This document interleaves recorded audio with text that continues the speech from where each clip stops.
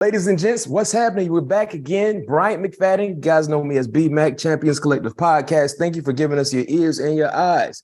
Got an outstanding episode for you guys. Big Ten, stand up. Maryland, stand up.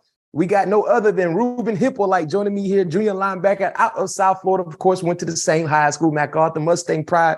Stand up. Instagram, make sure you give my guy Ruben a follow at Ruben Knows. Then, of course, Twitter at Ruben Knows #1. Ruben, what's good? How you doing? How you feeling? What's going on, boss? How you? I'm great. Man, that's what's happening, man. You were finally able to get back on the football field a few weeks ago. How challenging was it for you to go through that injury, the high ankle sprain, and how did it feel to finally be back? Yeah, it was challenging for me, just getting back. Very, very challenging for me, specifically on the mental aspect of it, just not being out there. And then getting back initially, just, shaking the rust off, if you will, a little bit. It was definitely challenging and tough.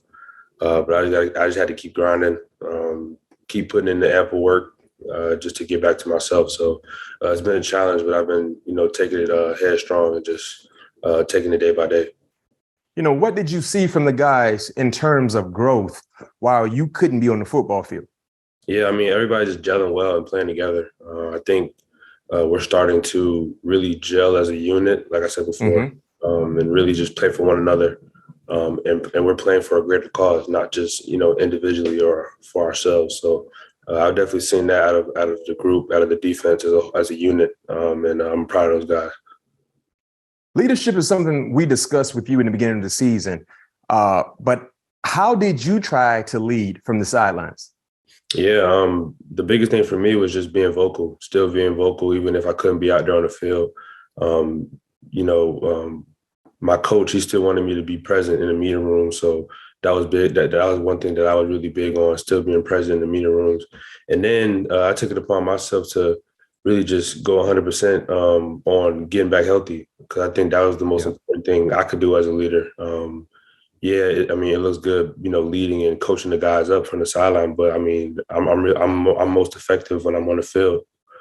So I just wanted to really get that done for my guys. But yeah, for the time that I couldn't be out there, the most important thing was just being present. And I think that's one thing that I did pretty well. So, being on the sideline, clearly you had a different perspective while you were out watching. But which guys on defense really stood out to you in your absence? Really, our whole DB core, man. I think we really have one of the top DB cores in the nation. And we saw that last week, specifically against Ohio State, top 2 team. And, they played pretty well against those guys.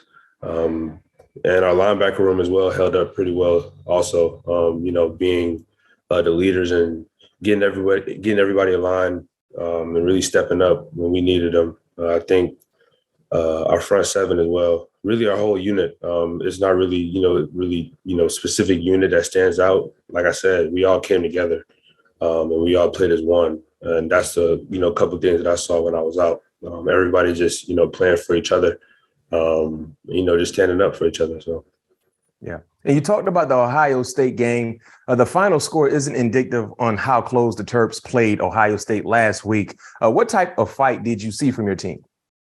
Yeah, I saw a fight for 60 minutes. We're not into the moral victories and stuff like that. A loss is a loss. And we took it. We left plays out there that, would have, gave us a chance. And we, didn't take the plays that we needed to make, and we didn't make them. And, that was myself included. I had a lot of mistakes. And we had a lot of mistakes as a unit. So just got to get them cleaned up, got to flush it, and then move on to this week, Rutgers, and, finish the year out strong, and then finish the year out like we wanted to finish it out. And that's strong, and that's headbutting the finish, like our strength staff says. So, man, you just got to finish strong. So. And talking about finish the year out strong, what will it take to finish the season strong with a victory against Rutgers? Yeah, I mean, it's going to take finish. That's the word for the week this week, finish. Like over the summer and during the winter, our 4-quarter program that we go through, that's what we preach every day. It's finish. No matter what we do, there's always a stance, there's always a start, and there's always a finish. Yeah. So we got to take that into account going into this weekend. We have to apply it in all that we do. We got to know what to do, know how to do it, and know why it's important to do it that way. So that's the biggest thing going into this week to finish the year out.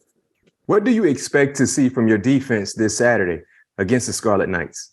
Domination. I think it's time that, we come together as a unit and play a perfect game. Obviously, we're all human, so again, nothing's going to ever be perfect. But we want to strive to be excellent.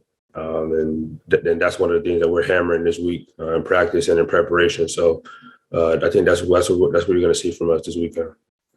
It's the final home game for a bunch of seniors. What did this senior class mean to you and the program? Yeah, I think we're honoring 18 guys. But those 18 guys, they've been through a lot and they laid a foundation. And I was here for 2 years at least with some of those guys, and others won. But yeah, man, just forming a bond and forming a relationship with a lot of them. They really put they're all on the line for the program to grow. So it's only right that I do my due diligence and do my part. And, the team does their parts, and we all play our roles to make sure that we send them out the right way, as they should be sent out and as they deserve. So that's going to be our job this week, play our roles and make sure that we give the seniors, the going out part that they deserve, because, they've been through a lot and they put the program in the right position to continue to succeed and move forward. So. No doubt. Well, hey, Ruben, man, best of luck to you and your teammates this Saturday, senior night, final home game of the regular season. Go out there and get you guys a big-time victory to go ahead and get ready for this bowl season for you guys, not knowing exactly what bowl you will be playing in, but you're playing in the bowl. So that's a positive, big-time positive in regards to the year. Happy to see you finally healthy. We missed you out on the football field. Go out here and Saturday, fall into a few sacks, fall into a few PBUs, and create some turnovers. Well, definitely. I'm going to do my best. I'm going to do my job and do it well, for sure. No question, man. Best of luck to you and your teammates, and ball out. Appreciate you, OG.